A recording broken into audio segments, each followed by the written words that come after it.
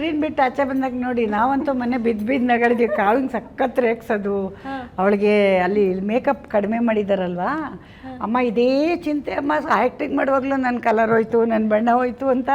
ನಾವು ಆ್ಯಕ್ಟ್ ಮಾಡೋ ಚಿಂತೆ, ಇವ್ರಿಗೆ ಬಣ್ಣದ ಚಿಂತೆ. ಅಂದರೆ ಈ ಪಾತ್ರಕ್ಕೆ ಕೇಳ್ತಾ ಇಲ್ಲ, ತೆಗೀರಿ ಮಾಡಬೇಡಿ ಅಂತ. ಆ ಸಿನಿಮಾ ಏನು ಡಿಮ್ಯಾಂಡ್ ಮಾಡಿದೆ ಅದನ್ನು ನಮ್ಮ ಡೈರೆಕ್ಟರ್ ಸಜೆಸ್ಟ್ ಮಾಡಿದ್ದಾರೆ.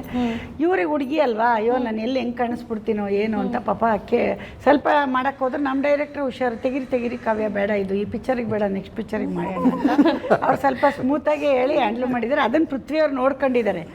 ಪೃಥ್ವಿಯವ್ರು ನೋಡ್ಕೊಂಡು ಅಲ್ಲೇನು ಮಾತಾಡಿಲ್ಲ, ಇಲ್ಲಿ ಮೊನ್ನೆ ಎಲ್ಲ ಹೇಳಿದ್ರು ಅಂತ. ಇಷ್ಟೆಲ್ಲ ನೋಡಿದ್ದೀರಾ ನಂಗೆ ಗೊತ್ತೇ ಆಗಿಲ್ಲ ಅಂತ ಇವರು. ಅಂದರೆ ಆಮೇಲೆ ಡೈರೆಕ್ಟ್ರು ಅಮ್ಮ ಒಂದೊಂದ್ಸರಿ ಚೆನ್ನಾಗಿ ಬಂದಿಲ್ಲ ಅಂದರೆ ಯಾವತ್ತೋ ಒಂದ್ಸರಿ ರೇಗ್ಬಿಟ್ರು ಅಂದರು. ನನಗೆ ಹೇಳಿದ್ರಲ್ಲ ಆಚೆ ಹೋಯ್ತಿದ್ದಂಗೆ, ಏನ್ರಿ ಕಾವ್ಯ ರೇಗಿದ್ವಾ, ತಡ್ರಿ ಬರಲಿ ಅಮ್ಮ ಹೋಗ್ಲಿ ನಿಮಗೆ ಮಾಡ್ತೀವಿ ಅಂತ. ಪಾಪ ಹಂಗಿದ್ರೆ ತುಂಬ ಕಾಡ್ಸಿದ್ದಾರೆ ನಿಮ್ಮನ್ನ, ಎಸ್ಪೆಷಲಿ ಇವರಿಬ್ರು. ಹೌದಾ? ಹೌದಾ?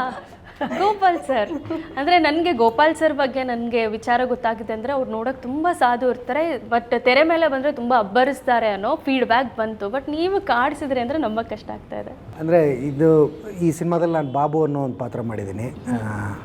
ನಾನು ಕನಸಲ್ಲೂ ಈ ಥರದ ಪಾತ್ರ ಮಾಡ್ತೀನಿ ಅಂತ ನಾನು ಅಂದ್ಕೊಂಡಿರಲಿಲ್ಲ. ಯಾಕಂದರೆ ಈಗ ನನ್ನ ಥರದ ಬಾಡಿ ಇರುವ, ನನ್ನ ಥರದ ಕಾಂಪ್ಲೆಕ್ಷನ್ ಇರುವ ಮನುಷ್ಯಂಗೆ ಈ ಥರದ್ದೊಂದು ಪಾತ್ರ ಕೊಡ್ತಾರೆ ಅಂದರೆ ಅದು ನಿರ್ದೇಶಕರ ಧೈರ್ಯ. ಅದು ಆ ಧೈರ್ಯಕ್ಕೆ ನಿರ್ಮಾಪಕರು ಕೂಡ ಅದಕ್ಕೆ ಓಕೆ ಅಂದಿದ್ದಾರೆ. ಬಿಕಾಸ್ ಅವರು ಬಯಸಿದ್ರೆ ಬೇರೆ ಆ್ಯಕ್ಟರ್ಗಳನ್ನ ಹಾಕ್ಕೋಬೋದಿತ್ತು. ಸೊ ನಾನು ಫಸ್ಟ್ ಥ್ಯಾಂಕ್ಸ್ ಪೃಥ್ವಿಯವ್ರು ಹೇಳ್ದಂಗೆ ನಾನು ರಾಜು ಸರ್ಗೆ ಮತ್ತು ಅಮ್ಮಂಗೆ ನಾನು ಥ್ಯಾಂಕ್ಸ್ ಹೇಳೋದಕ್ಕೆ ಇಷ್ಟಪಡ್ತೀನಿ.